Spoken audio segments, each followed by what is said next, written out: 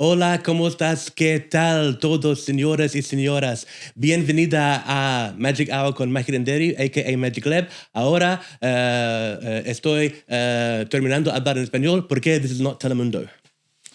Okay, I have with me a guest who has proven that comedy doesn't care about your zip code. He is from San Jose, known as Shark City, as he calls it. He took on 31 comedians to win the 2024 San Francisco International Comedy. And he has his name in the same sentence as Robin Williams and Louis C.K. From Edinburgh Fringe to Melbourne, Australia, he has shared the stage with Nicole Byer and Michael Che, and he always answers the phone when his mother rings. Please welcome the very talented, the very real, muy verdad, Frankie Marcos. How you doing? Excellent, man. Yeah? Yeah. Thanks for coming. Absolutely. Thanks for having me. No, anytime, man, anytime. Yeah, like we said, I met you very briefly at a Gong Show one time. Yeah. And so that was pretty cool. So, congratulations on Mexico. So far, so good in the World Cup. Are you watching the World Cup? A little bit. Yeah. Definitely know that we're winning, which is nice. Refreshing. Yeah. You know? Yeah. We never get no representation. We got Coco. That's the most we got. Oh, yeah. Well, but you know, it's a kick-ass freaking movie, though. It's a great animation film. You know, you had the three amigos without any of them being Mexican. I mean, that was pretty cool, too, you know? Yeah. You had El Guapo was the famous guy, the Mexican dude. All right, so now... You are Mexican and Filipino? Yeah, Mexipino. Yes, sir. Yeah, Mexipino. So you were born and raised in San Jose, California. Now, when you get home, do you greet your family with "Hola, po"? Nah. You know, yeah. I'm California. So I greet them with Bay slang. Okay. What's poppin', Mom? You know Sweet. Now, having that kind of ethnic background, whenever you walk to school with the white kids, like, get him, he's all of them. No, they should, because they could get like a 2-in-1 special racist deal, but no, they didn't. They didn't do that? No. Yeah. Did you ever get jumped twice a day, once for being a cholo and once for being a kick-ass meth tutor? Nah. I was a football player, so. Okay. Yeah.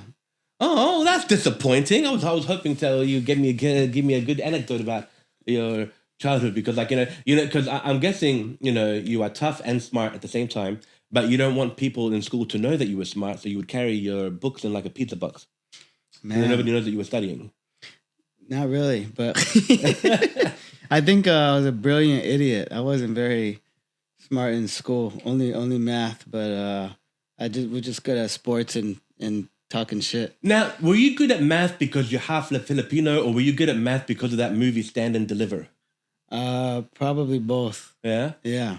For those who don't know, Edward James Olmos was the teacher in Stand and Deliver, and he looks like the Lou Diamond Phillips character in that movie. Yeah. Yeah. No, it's just the ADHD, because if something is interesting, I can lock in. If it's not, it slips right out of my mind like Joe Biden, right? Oh, yeah? But I had an Algebra 1 teacher. I was never good at math. Algebra 1 teacher came in. She was like, negative B and negative Y. She was hella animated. She looked like a lesbian Guy Fieri.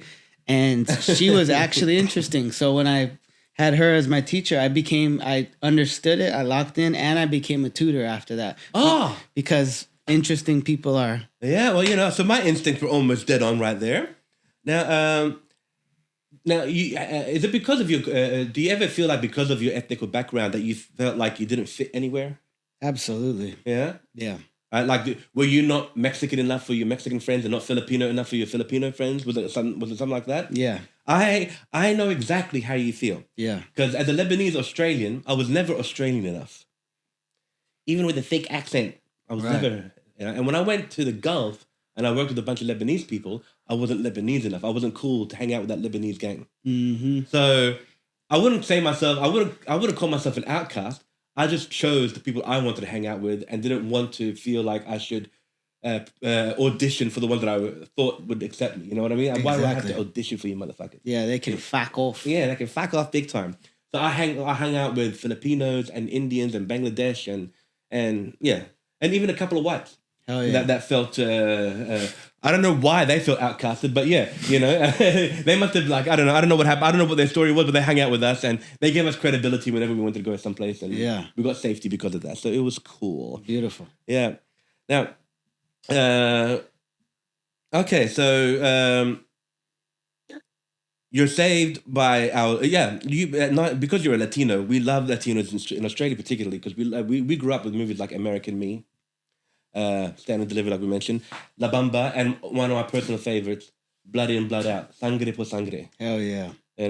This was something that was in dire need that we needed here in Australia, particularly in Adelaide growing up. Yeah. Because we were surrounded by Greeks, Italians, Portuguese, and that's all great. But Portuguese is like the Latin of America, but we just wanted something South American. You know what I mean? And when these films came out, man, it's like we all knew how to speak Spanish all of a sudden. Yeah. Not knowing exactly what we were saying, but we just wanted to. We just found it so fucking cool. Yeah, we want to be part of the La Raza. Yeah. Yes, that's right. La Raza. Yeah. The strength of La Raza. That's right. We almost got the Vatos Locos put in here, but no, we didn't do it that far. But we just loved it. So the reason why I took up Spanish in uni simply because I love the Latin culture so much. Yeah, that's beautiful. You know, I mean, it was more, like they say the French is the most romantic language. I'll take sexy over romantic anytime. Yeah, Spanish just rolls off the tongue, man. Yeah. If a girl calls you papi, you're folding. Oh yeah, I'm hoping for that day to happen. He can't even speak after. See, I can't because I get more turned on by a Latina woman cursing me out in Spanish than any regular chick telling me love things to me, like I love you, how much, or whatever. Hey, man. Yeah. No, give me the chingado tu madre, what are you doing? Give me that any day. Yeah, absolutely. That would turn me on so much. And ladies, I'm single, but if I'm gonna date anyone, it's one of you. Oh, right. Yeah. Now, is it true that you always answer when your mama calls? Yeah. Most of the time, yeah. Okay, so that information every time I'm gonna fact check that. So most of the time. Now I'm gonna guess, was your mother, did she play a big influence in helping you find a career or to pursue comedy? Yeah, absolutely. I mean, my mom wanted me to go to uni, but I had zero interest in that. Mm-hmm. But I was always funny as a kid. I used to make fun of my principal, and in like 5th grade, I was 10 years old. I'm doing an impression of the principal, and the teachers were like, "Do the impression of Dr. Perez," and then they'd be like dying laughing. And then I got most funny in middle school and most funny in high school, which is like 6th through 8th, and then 9th through 12th in the yearbook. And so it's all I was good at. And my mom, she wanted me to go to college, but when I started comedy and I, wanted to do it, she also supported that. And luckily here we are full time, 12 years later, but still ain't bought her a house. But what did she want you to study? She just wanted me to get a degree, but that's just, it's one of those stupid, society expects XYZ, house at this age, married by this age. I say you can suck my dick at any age. I don't like subscribing to society and labels and blah, blah, blah. Like, do what makes you happy. I can't begin to tell you how refreshing it is to hear that. And at the same time, I loathe you saying that because I'm hearing it at the worst time. I wish I heard this 20 years ago. Yeah, right. Because I lived my life according to what I believe was dictated for me, by a certain time period. You want to be married by this age. You want to have your first kid by that age. You want to have a house by this age. And I played through the game. And I achieved the goals. Yeah. But it's like a house of cards. It all came down. Yeah. And it all came down for one reason only. I forced it. Mm-hmm. You know what I mean? I forced it to happen this way. And when you force something, it's not going to work out the way you want. It has to come naturally. Yeah. And maybe I wasn't patient for natural. Maybe because a lot of people had that crisis. Oh man, I'm now this age and I haven't achieved what I wanted to achieve, and I'm depressed and I'm pissed and whatever. So I figured I don't want to be like that. So I kind of tried to make things happen. Yeah. And it still fell apart. Yeah. It wasn't natural. It wasn't natural. Yeah. I mean, like the purity was there. It was done from the heart because this is what I wanted, but it happened. It didn't it was like premature. Yeah. You know, like you can't tell if a rose to bloom when it's not ready to bloom. Yeah. You know, so yeah, I was like one of those people that just wasn't patient enough. Bloom, motherfucker, bloom. Yeah. You know, now I need you now. You know, and Yeah. and that's why it didn't work out so well. Anywho, moving on. Yeah. So you represent two cultures that don't often get put in the same sentence in America. What's the best thing each side gave you that ended up shaping who you are on stage?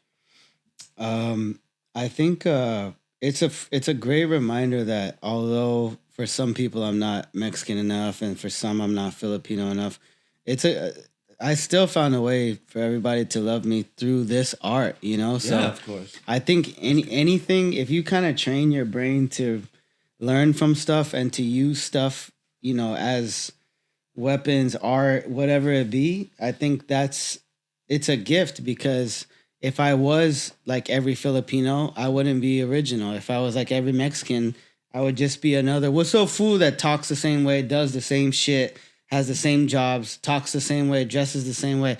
I have that part of my culture, but I also have the dorkiness, the little hood part, the athlete, the comedian, the very like big heart. It's like I have all these aspects to me, and I'm glad that I didn't fit in, because now I do have this. Now I could be unique and different, and people who feel like me can connect with me. Mm-hmm. So people who don't speak Spanish as a Mexican, oh no mames, they hate you because, you know, good, hate me, suck my dick, I don't care. People are gonna love me here, and you want to have people who love you and people who hate you. Great. Okay. You know, I used to try to please everybody, but now I'm just like, my dick is on the table. I do what I do. This is who I am.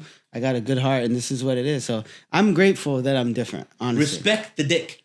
Okay. Respect the dick, yes. Okay. No, that's great. So you don't speak Spanish at all? Nah, just a little bit. Just a little bit? But everybody in America speaks a little bit. Shit, you know? so I must have sounded like a real douchebag, or like a pretentious asshole at the beginning of the monologue. No. Okay, cool. I am going to put the subtitles for those who don't understand Spanish. Okay, it's just like an honorary thing, you know what I mean? Never do I have the opportunity to practice the language on people that speak Spanish. Yeah, you know, because you know, I used to speak it constantly after uni, because I was surrounded by Latino people. I had friends from El Salvador, Peru, nice, everywhere. You know what I mean? Yeah, and it was always great. Yeah, and one more thing, just real quick on that is, despite, again, like not having that Mexican comedian that can find Mexican fans, like now that I'm actually finding an audience, people are finally starting to buy tickets.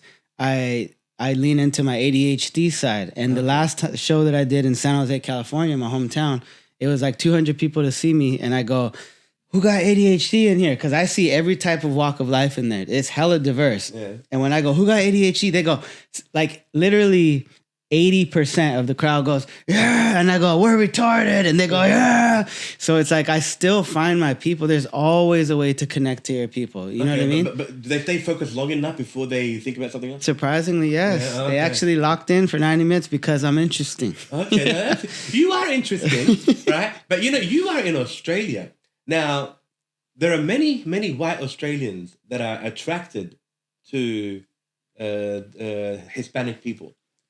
And I'm sure that at least a small percentage of that will just come to see you for that reason. I remember when you were up on stage, there was a girl on stage, she was laughing, and you say, why are you laughing? Because you didn't say anything funny yet. He goes, why are you laughing? And she goes, because you're so cute. All right, do you remember that? Yeah. All right. Now, does that happen to you a lot while you're performing here as opposed to when you're performing in the States? It happens more here, yeah. That's what I'm saying, you know? Yeah. You know why? Because we need that culture. We don't have enough of that. Like, when I was a kid growing up in Australia, growing up here, now we've got Aboriginal people, you know, and they're black Aboriginal people, but we never saw a black African American.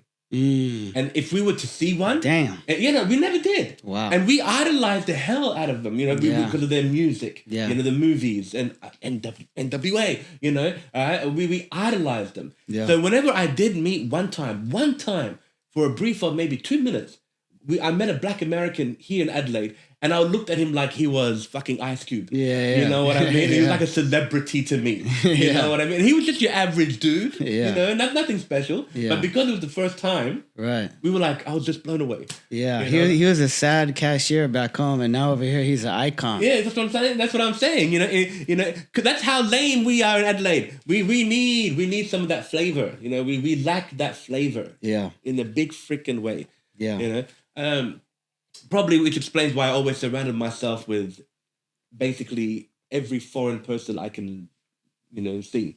Hell yeah, just because you need that flavor. Need cultura here, exactly man. Right. You know, I mean, you can have white toast. We like to put some butter and stuff on that toast. You know what I mean? We want to make cinnamon. We need to do something with that. You know? Yeah, I didn't know that was a thing until I came here, and I was wondering. I was like, oh, I'm getting a lot of attention here because back home it's the opposite. Yeah. In America, we're everywhere and we're low on the social hierarchy, and we're everywhere. We're a bean in a bag of beans, you know? Yeah. And I made a couple of videos about that, and they both went viral. And a lot of people showing love of being like, we love you guys. We love you guys. Marry me. Bring more Mexicans here. Bring more. Get me a Mexican husband. Tell your friends. Like, it feels so good for my soul because, like I said, back home where the whole white agenda of white America is like, oh, Mexicans... You know what I mean? Go get them out, build the wall, everything. Everything is the opposite. And then come here and they're like, oh my God, who are you? And I'm like, what? And they're like in love. I'm like, what the hell? This is amazing. See, in America, they tell you to build a wall. Yeah. Here, have they ever asked you to wash their car? No. On the lawn? No. No, okay, cool. So you're cool. See? No, they tell me to get inside their walls. There you go. Different. There you go. See? All right. So, yeah. From the windows to the wall. That's right. Yeah. Now, okay. We really basically covered this. Do you ever feel you're not American enough or not Mexican enough? We already talked about that. Now, you went from runner-up in 2017 to champion in 2024. What changed in those 7 years besides patience? Man, I think... comedy is just one of those things that you cannot cut corners, and you have to, like you said, be patient and just enjoy the process. And just the reps of doing it over. Oh, you know what? I would say the biggest thing was coming here. Really? Believe it or not, what the biggest thing was because for ADHD brain, we need a lot of stimulation and dopamine. And coming across the world to perform in Australia for the first time with Chris Franklin and Joe White, that's what made me just start writing a bunch of new shit, and it hit that much harder because it was so truthful and heartfelt, as opposed to like stuff back home that would work. I would do well, but I hit a different level when I came here because I was doing 3 shows a night, weekends, 8 shows a night. So I was getting all these reps in and working out all this new stuff. So when I came back home, I had all this new stuff that was different and unique and heartfelt, and so it was here, honestly, is what made me win that competition. Like half my set was about Australia. Well, Australia does have great dope. I mean, yes, absolutely. And you got to work with Joe White. Yeah, he's a funny character. Oh, he's great, man. It was the reason I'm here is because when I first did the competition, Lars Kellio was hosting. And he saw me I only got first place one night out of like 15 nights, one time back then. And Lars saw it and he said, do you want to tour Canada? I said, hell yeah, I want to go to Canada. He brought along Chris Franklin, which was the first Aussie comic that I met. We did a 2-week tour in Canada, and like night 3, I'm like praying, please invite me to Australia. Night 5, he goes, yeah, when you come to Australia, mate. And I was like, in my head, I'm like, what the fuck? Out loud, I'm like, yeah, I'd be down to go out there. In my head, I'm like, what the fuck? I'm going to Australia. I was so happy. And then I went, and then Joe White came out, and I took care of him in America. We went to Vegas, LA, mansion party. I showed him a great time. And then he's like, watch when you come to Australia, I'm going to take care of you tenfold. Fuck you, watch this. Oh, wow. And he did. And between those two, that's how I came out here. And then when I went back home, I was way stronger. Oh, fantastic. He is a man of his word. Absolutely. I was very lucky to have him on the show. Nice. Because I'm trying to get the rest of he was part of the comedy cartel. Yeah. And I managed to get 3 out of 6. Nice. Of the guests. I'm coming after you, Tingling. Yeah. And Sashi. You're the one Sashi is the slippery one. But I'm gonna get Sashi. Absolutely. And Tahir is the lebo like me. He'll do it out of the goodness of his heart. Absolutely. Yeah. So yes, I'm gonna come and get you. Now, that's an interesting name for a city, Shark City. Mm-hmm. Is that a specific nickname for San Jose, or like what's the story there? We have a hockey team, NHL. It is our professional hockey team, the San Jose Sharks. Mm-hmm. And we do well every year, and we never win the Stanley Cup. Oh. It's like one of these weird, I don't know, curse or something, but we never could close the deal. Okay. Yeah, but we still rep it. We still rep it because we don't have that much in that city. We have a theme park. We have good Vietnamese food, Mexican food, and then the Sharks. That's all we got. So we gotta yell it, you know. So are you a hockey fan? A little bit. Ice hockey, right? Yeah. All right. Only because of that reason. Okay. Otherwise, I probably wouldn't even watch hockey. But yeah, it's not a big sport here in Australia. I mean, the people play it, but it's not a massive thing. I'm guessing like it is in Shark City, where they actually named the place after the team. Yeah. All right. I mean, nobody calls anything here the Crows, for example. You know what I mean? Like, yeah. So we're not that beloved to it. Yeah. You guys should be Shark City because there's actually sharks. There's actually freaking sharks here. Yeah, we don't even have any sharks in San Jose, but Spielberg chose the wrong place to film that movie. It should have been filmed here. Yeah. You know, I mean, yeah. Absolutely. Because Jaws ain't got nothing on the sharks here in Australia, man. You know, I think Jaws, the story, if there was going to be a prequel, Jaws got the fuck out of these shores to go to a place where he can, you know, not get killed. Yeah. Which he still got killed. Now, oh man, why did I do this to myself? I've got another Mexican Filipino question here for you.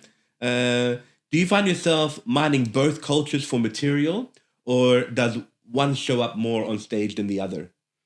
Honestly, I think I don't really dive into it much except social media. I do because I've realized 12 years later that it's good to find your people and connect with them and lean in that way. And that's how people build audiences. I wish I would have done it earlier, but now that I'm starting to make videos about it, I'm just riffing on it. I'm not really working stuff on stage as much. I more so talk about, like dating, California, traveling, ADHD, everything but the culture. But now I'm learning, probably should lean into that, you know? So here we are later. You basically pitched to me in that answer an idea for a sitcom. What's that? No, you know, basically about your life with ADHD. Yeah. I can totally picture you in like an apartment, and you have white neighbors that speak fluent Spanish, which pisses you off. Yeah.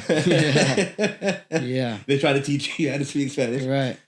And they got they're like burrito gracias, but I know it well. It's just the worst accent. Oh, I hate that. we go through the same thing with Lebanese people because French is the second most spoken language in Lebanon. When I hear French people speak French, everything sounds like it's on the books. Yeah. But when Lebanese people speak French, they put so much pretentious and arrogance over it. They over accentuate the words in a way that it makes me want to puke. Yeah. You know, like, comment allez-vous? Okay, no problem. I can take that. Yeah. Comment allez-vous? Please. I'm going to throw a como la chair at your face. Right. Yeah. And I just couldn't stand that. You know, I'm going to the bank. I'm going to a bonk. Oh, for the love of God, just say bank. Just say bank. You know, I mean, you don't have to put bonk. It's like almost boink. You know, just, you know, I mean, I don't know if you're telling me somewhere or you want me to take you somewhere. Right. You know, if it's just like, it just angers me. So I know exactly how you feel. So, Frankie, let's talk about inspirations here. Who inspired you to get into comedy? Like in terms of who are your favorite comedians? It wasn't even stand up. It was Chris Farley, Adam Sandler. Oh, 90s SNL. Yes, that's the all-stars of it. Those I just knew when I was a kid I would watch it and I was obsessed with it. Like I would rewind comedy movies, Ace Ventura and all, like over and over. People would be, stop fucking rewinding it. Yeah. I was obsessed with it. And I just knew I want to be that. I want to be a goofy idiot and get paid for a living. That's all I ever wanted. Yeah.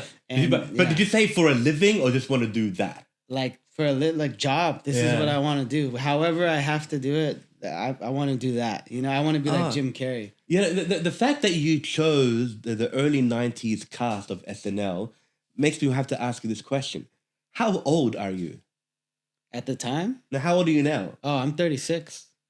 Yeah, I would have expected you to be more partial to the Will Ferrell era of SNL because that would be more to your generation. Yeah. But yeah, you chose a good one. You chose a good decade. Yeah, early on. That was the greatest. Early 90s were great in SNL. Oh, my God, yeah. So much so. Yeah, it's all I wanted. And I found stand-up way later. I started with my mom did acting as well. Oh, wow. And she was a really dope actress. And then my dad was a pothead mailman. So he was always telling jokes, you know, since man, that's a great combination. Yeah.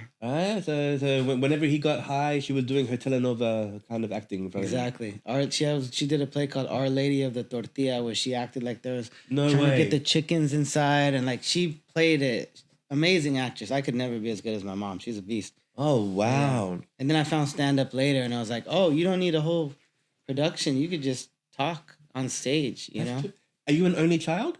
No, I have 2 older brothers. Did you perform for them when you were growing up? Or you like the kid that say, hey, hermano, make me laugh? Yeah. Something like that? Always. My brother's friends, the staff, the teachers, my parents' friends. I would just be an idiot. Like, I was an introvert to some people. If I didn't like them, I'd just be dead quiet. Like, some people from school are like, you're a comedian now? Like, you're always so quiet. I'm like, I hated you. I didn't like you. But my friends that I loved, I'd be like, pull up my pants like Urkel. And I'd be like, hey, guys, look. Like, full on anything to get a laugh. And it was just... Wow.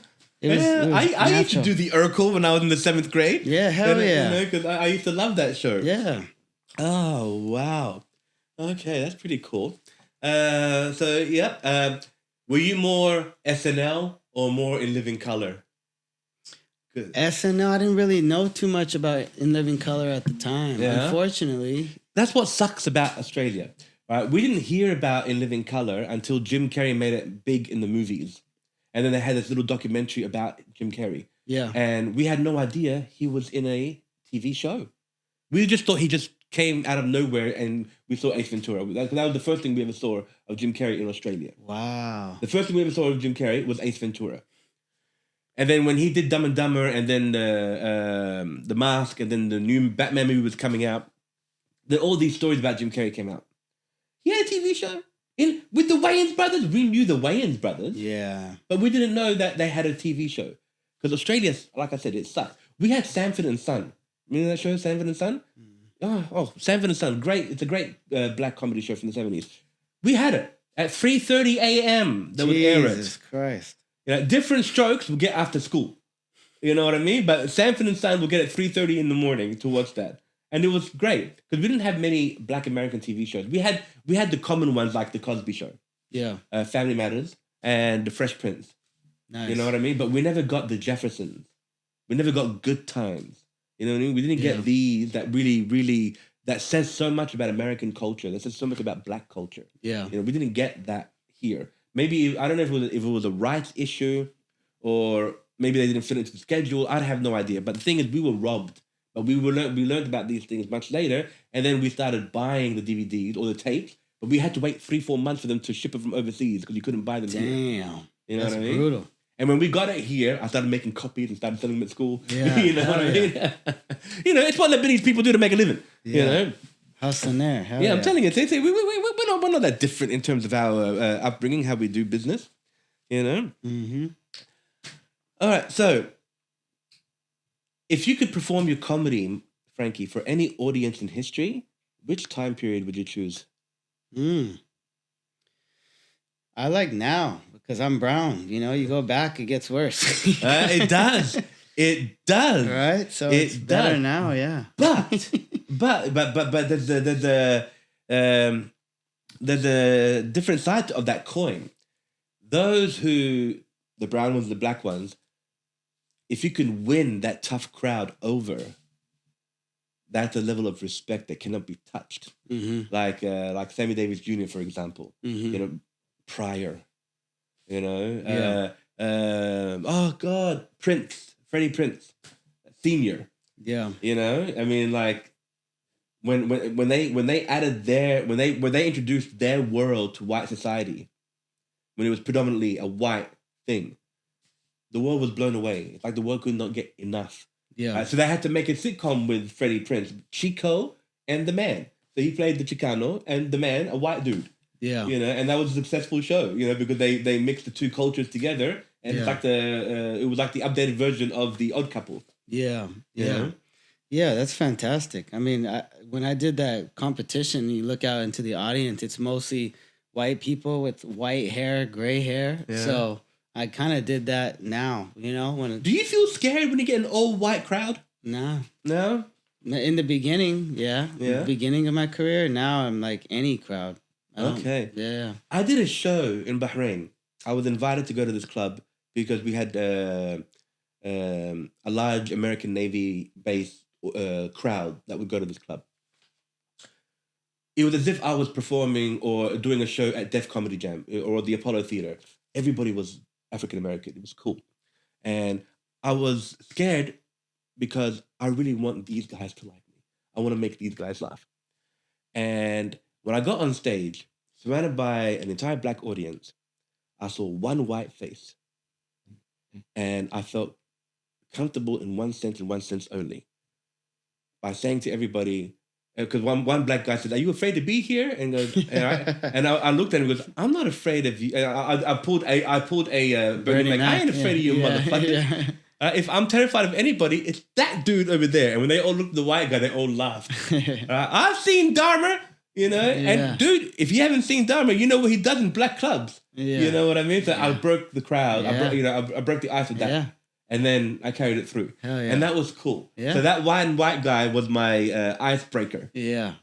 To do the show. And that was a cool show because after the show, I started getting high fives from all these black dudes. And I swear, Frankie, every high five I got, my dick grew an inch. Hell yeah. You know what I mean? I felt like the man. Start walking like a pimp. Yeah, I felt like the man. For the first time, I actually walked with a limp because I actually had one and it felt great. Yeah. It's like I never felt so much validation like that in my life. Yeah. You know what I mean?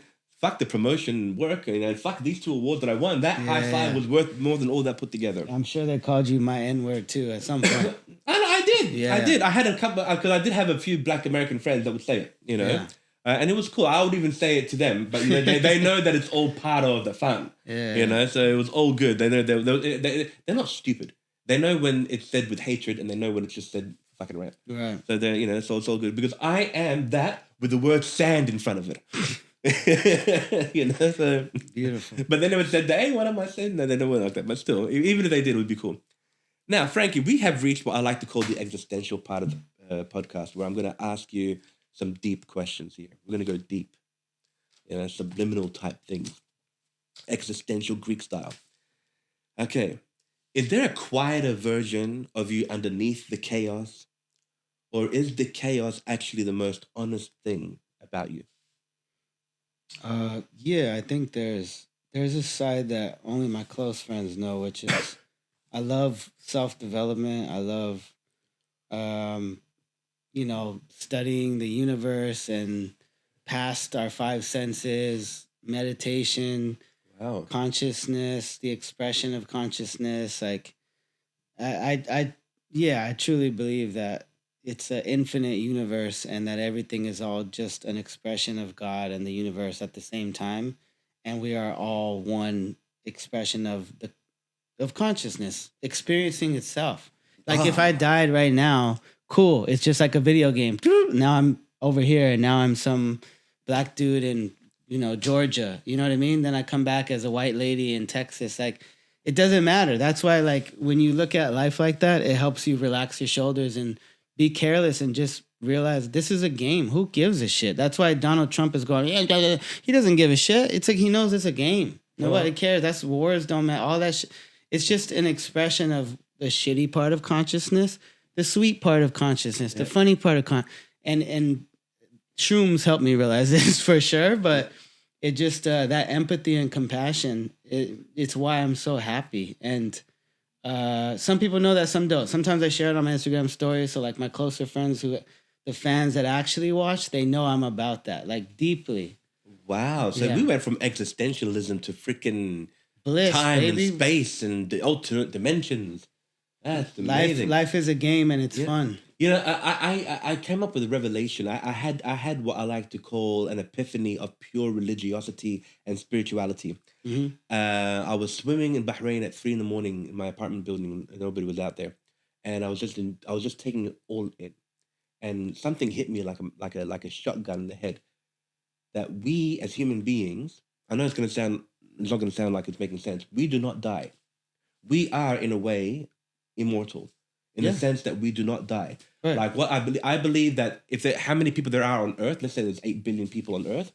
In my revelation told me there are 8 billion different versions of Earth.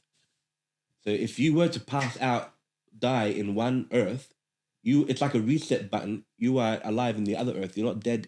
You may be dead in one Earth, and people will miss you. That's why there is such a thing as death, because people who witness death knows that you're death. But the person that is born and dies, they don't know. They don't remember they were being born, and death also has no memory to the person that dies. So it's like a reset button every time. Whenever you have deja vu, that means you died. That's my theory. Dang. You know what I mean? Yeah. So, and I've had deja vu at least 17 times this year. So I died 17 times in 1 year. Yeah. But I don't know because I got no memory of it. Yeah. But the deja vu is like, oh shit, I think I died. So anyway, moving on. No, that's fantastic. That's my view. I mean, I can talk to it in more detail, but that would be another hour long. We don't want to do that. It's not it is the magic hour, but it's Frankie's time. Now, you've been almost everywhere. Bay Area, LA, NYC, Edinburgh, Melbourne, Perth, my house. Now, does anywhere feel like home anymore, or has the road become like the home? I think fortunately I don't have that homesick factor that some people have. So I feel at home pretty much anywhere. Unless it sucks, then I'm like, get me out of here. Yeah. But I think Australia feels very much like home, and California also feels like home. The most out of anywhere I've been in the world. I enjoy being everywhere else, but what feels the homiest is Australia and California for sure. Were you scared like most Americans, thinking that you're going to see some big ass gigantic spiders? No, I didn't believe that shit. Because I did some research, and it's like, if you're in the outback, then I'd be scared of that. Yeah. Like if I even like Darwin or like Queensland a little bit, I'm gonna be like a little cautious, but I just don't subscribe to, because most things are set up to make us scared for no fucking reason. And Americans are easy to scare. Yeah. You know? Usually, We're just easy to scare because you're pumped up with so much information, you don't know what to follow anymore. Yeah, when it comes to animals, but not in the streets because we live in dangerous ass places. Yeah. But the animals will scare the shit out of us. Well, okay. No. My mother's shoe scared the shit out of us. Yeah. Now, you beat out a field that's produced people who stood next to Robin Williams' legacy. Did winning the SF International feel like a rival, or did it just move the finish line further away? It felt like a nice milestone to enjoy. The host did a terrible job at making it a special moment, honestly. Who was the host? What's his name? Damn, he's I think he won it before, which I commend and I respect, but it was one of those things where he's like this probably 50-something-year-old jaded comic who never made it, and I think that he was projecting without noticing it, because he was going, folks, these are your finalists for the competition. Devontre Jonathan. He said a name wrong. Like, he said it like the way he's hosting was like if he was in his living room, like, yeah, the microwave is over there. When he's hosting an iconic, one of the biggest competitions in the world, and we worked our asses out. We were losing sleep. I got in a house fire. I lost my car. You know, I was in credit debt. I tore my chest. I didn't have insurance. Like, I went through hell to get there, to be for that moment, to win. And he goes, yeah, so the winner is Frankie Marcos. Oh, for the love of God. I wanted to smack the shit out. I was like, dude, this is the one thing. Like, this is our moment. Like, give it. If I was there, I'd be like, you guys need to understand. Robin Williams got second. Louis C.K. was fourth. Ellen DeGeneres. They've been losing sleep every night. They're calculating the scores by decimal points. They've been working their asses off to be here 3 weeks. Give them some luck. Give them that moment, you know? And he stole it from me, because that night, it's like I won, and like my mom was crying, and it was a great moment. But it was just like everybody was like, okay, like you know, anticlimactic. Yes, he fucked it up so bad, and even the producer hated that guy too. He kicked him out of his car. Please tell me that your counterpart of you came alive that night and you met him in the parking lot after the show. I wish that would be a fantasy. But besides that, it sucked because that unfortunately happened. But after that, the next day, once I kind of processed, like, did that just happen? What is this? We went out to celebrate, and I was sitting there with my friends, like, this is weird. And they're like, yeah, it's because he fucked it up. And I was like, he did, didn't he? And they're like, yeah, that was your shit. And I was like, okay. And then I understood it. And then the next day, it's like, then it hit me like, wow, you get to be in history next to, you know, blah, blah, blah. But but ultimately, besides that, it felt cool. And it brings me to the question you asked before, which was, which era would you want to be? Right now, because my friend Kojo Sarfo, he does mental health content. He does stand-up now too. He's got about 8 million followers. Really nice guy, killing it. He told me before that competition, he's been telling me to post content for about 4 years. And he goes, Frankie, you're going to win this competition easily. And you're going to see that you're way bigger than this is just a little speck of what you're going to do if you post content. And I listened to him, and he was right, because the one time that I understood him after 4 years of telling me, he goes, dude, you posted that video about, I said, dating in your 30s is like going to the Spirit Halloween store on the day of Halloween. Like you walk into the store and you're like, this is all you guys got left? They're like, yeah, just a couple non-binary goblins. Go ahead and take your pick, you know? And it got like 2 million views. I met my ex-girlfriend that way. And then Me Too reached out to me. It's a Latino media station. Fluffy was on it. Ralph Barbosa was on it. Like stars. And they hit me up and they said, come to Burbank and next to like Warner Brothers. Come, we want to interview you. They reposted my video. They invited me there. I filmed in their studio in LA.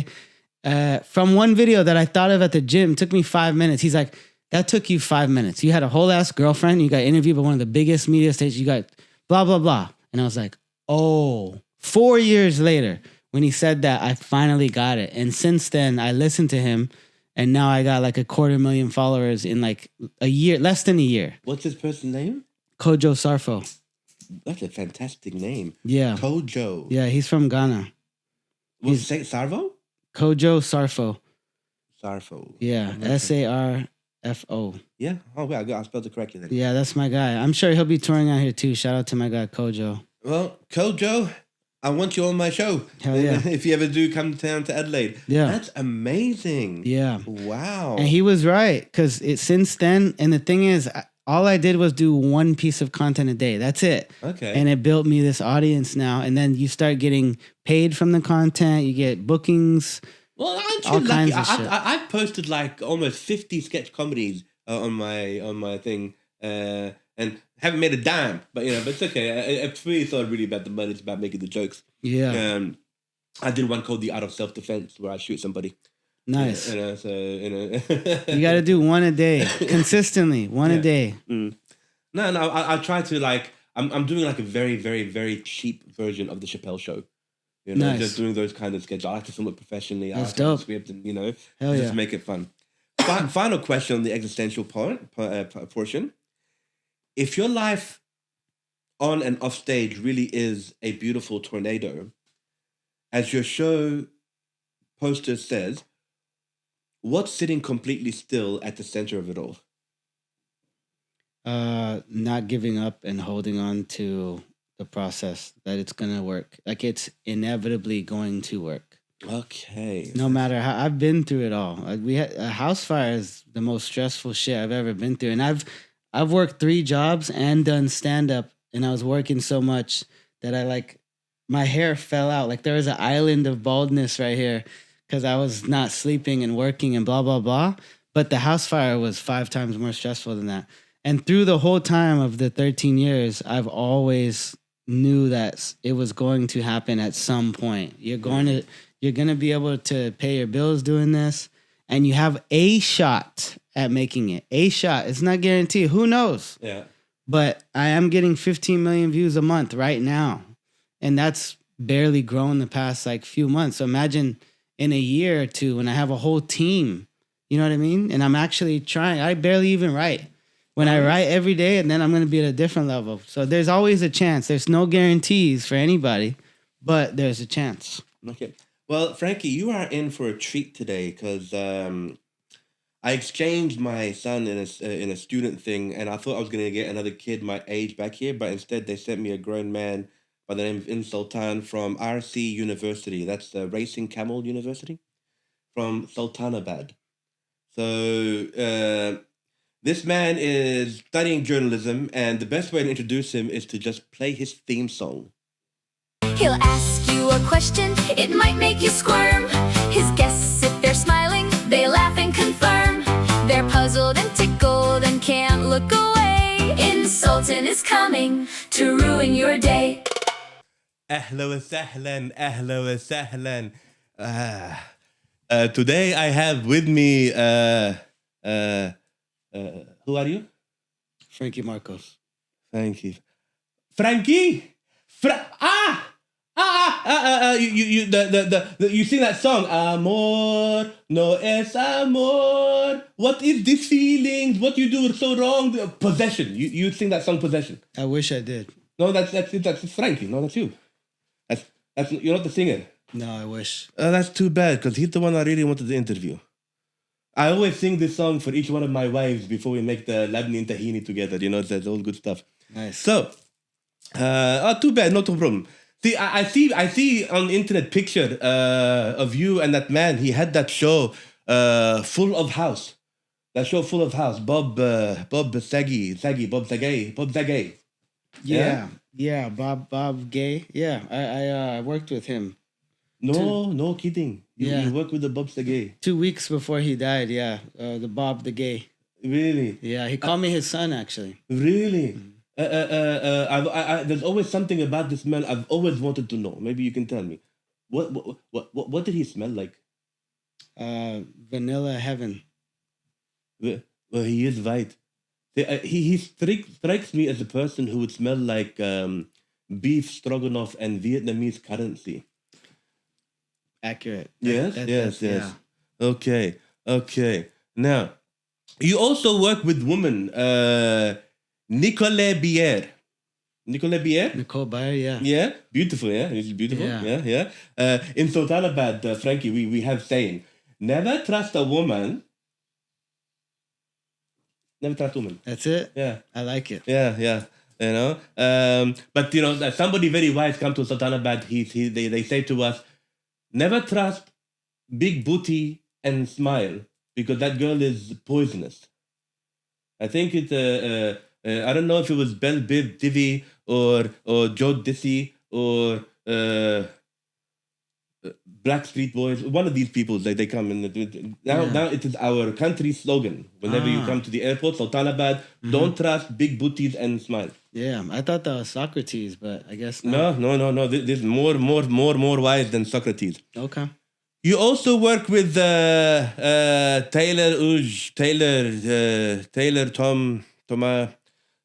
Tomali. Yeah, Taylor Tomlinson, the tamale, yeah. Yeah, she's funny. You're very funny, yeah. She's funny. When you see her, please, tell her that my cousin still owe her 2 camels from 2003. Okay, gotcha. Yes, okay, good. Now, this is interesting. Damon Wayans. Mm-hmm. You meet Damon Wayans? Yeah, the In Living Colored Man. Yeah. Yeah. Wow, man. Well, you know, he is my favorite Wayans next to his brother Wayans the Brady. Yeah. Yeah. The one who had that show, Kill Me, Kilmetak, Mis Palabras, Tu Palabras. My Line is Your Line, that show. Yeah. Yeah? Yeah, he's very talented, very good at that show. Yeah. My Line, Your Line. Yeah. Right. Yeah. Say hi if you see him. It's very funny. You know, in Sultanabad, we have similar to In Living Color. It's called Live Outside. Nice. Yeah. It's like Survivor, but it's just really running away from home. Nice. Yes. Now, you meet Damon Wayans. Does he like cheese? I don't know. I didn't ask him, but no. I'll ask him. Well, that would be very good if you ask him. You know, Arabs, we love our cheese. We love to spread it. We love to sprinkle it. We especially love to cut it. Even though for some reason my friends light up match whenever I cut it, and so we are big cheese lovers. Because it's romantic. Yes, it is. Now, What am I get? Yes. When you see Damon Wayans, you tell him Assalamu alaikum. Now, Frankie, we Arabs and you Mexicans, we do have lots in commons, right? Like you say pantalones, we say pantalon. Oh, really? Yeah, you say camisa, we say camis. Nice. You see, you say chingada tu madre, hijo de puta, and we say kis immak ibn kalb el sharmuta. It rhymes, we brothers, you and I, Now, listen, Frankie, thank you for taking time to talk to me. Alhamdulillah, it was nice to meet you. Please, can't wait for your latest song. Maybe you can do like a sequel, make Possession 2. Yeah? Make Possession 2. And I think some songs should have sequels. Absolutely. MashaAllah. Okay, the Frankie J. In-Sultan is coming to ruin your day.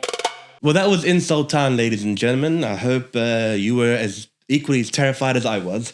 How did that go? It wasn't too bad, was it? He didn't make you feel uncomfortable? No, just some mild racism like I like. Okay, cool. Yeah, well, if anything about Sultan, he is mildly racist. Now, we are going to do this 10 questionnaire at the part of the conclusion. Questionnaire made famous by James Lipton, American writer and author, who had a show called the Inside the Actor Studio. I don't know if you've ever heard of that. Yes. And I can never mention James Lipton without mentioning his famous, his admirer, a Frenchman named Bernard Pivot. Frankie, what is your favorite word? Bitch. Yes. What is your least favorite word? Oh, that's tough. Hard R. Hard R. The word with the hard R. Oh. Gotta be my least favorite word. Hard R. Okay. Yeah. What turns you on? Mixed women with accent. Ooh. Yeah. That's a good one. What turns you off? No accountability. Oh, that's very. That's a conflict right there. Ooh, we're out of here. I don't God. care how big your titties are. You're not taking accountability. I'm not taking you out. Yeah. No accountability. I can't stand Israelis either. Okay. Amen. Yeah. What is your favorite curse word? I had to throw that in there. I'm sorry. Oh, so I wasn't supposed to do a curse word the first time. I would say bitch then, and then I would say the non-curse word. I would say hella then. Hella. So yeah, hella would be my favorite word, and then curse word would be bitch. So hella bitch would be like right up there in your alley. Yeah. Sweet. What sound or noise do you love? A woman's pleasure sound. Mm-hmm. Yeah. Do me, baby. Yes. Yes. Another Belle Biv DeVoe reference. Amen. What sound or noise do you hate?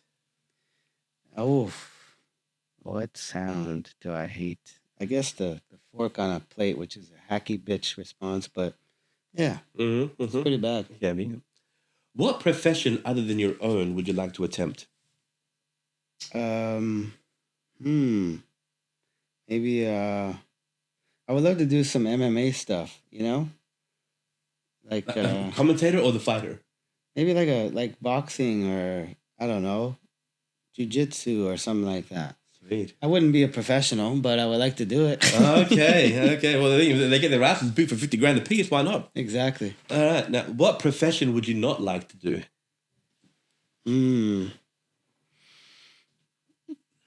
What is a terrible ass? Oh, anything where it's redundant, like how people have like in a warehouse and they're like they have to touch each loaf of bread or silly shit like that. Okay. Any office job where you're doing the same thing over and over, I would kill myself in the office and be like, "This is my 2 weeks notice." Okay. Did you last 2 weeks? Okay, no problem. And finally, Frankie, if heaven exists, what would you like to hear God say to you when you arrive at the pearly gates? Good set. I like that. Yeah, good job. Good set. I like that. Good set. Oh, wonderful. Well, Frankie, I hope you enjoyed being on my podcast. If there's one thing you'd like your audience to take away from this particular podcast, what would it be? Believe in yourself. Love yourself. Well, thank you, girl. See, if I say it, you forget about me, but it comes from an accent that everybody's the wisest person in the world. All right, well, thanks, Frankie, for being on the show, man. It was a pleasure. It was fun. It was great. Yeah. All right, I've been your host, Magic and Derry, a.k.a. Magic Leb. Be sure to follow me on my Instagram at Fame Film Agency and subscribe to my YouTube at Magic and Derry. And for the love of God, he doesn't have enough followers, so follow Frankie right there on the Instagram. And until next time, people, peace out. I'm broke, bitch.